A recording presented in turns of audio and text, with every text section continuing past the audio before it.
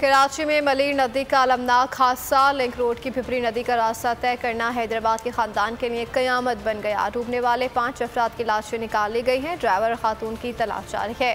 Rescue operation में navy के गोताखोरों, अहदी रजाकारों और उनकी 2 कश्तियाँ भी मसरूफ हैं।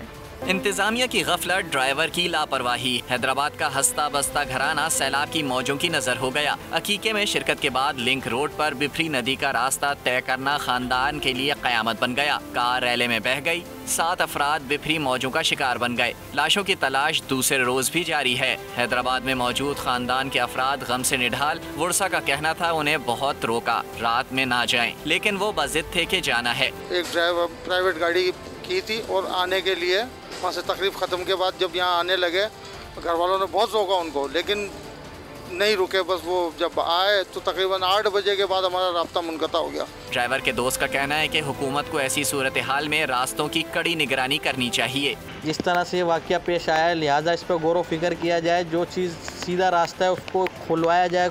रेस्क्यू एहलकारों का कहना है कि मलीर नदी में पानी का बहाव तेज होने और बड़े पत्थरों की मौजूदगी के बाइस रेस्क्यू की कार्रवाई में दुश्वारी का सामना रहा। रेस्क्यू ऑपरेशन में नेवी के गोताखोर, ईदी रजाकार और उनकी 2 कश्तियां भी मसरूफ हैं। सब्सक्राइब करें और बेल दबाएं ताकि कोई खबर रह न जाए।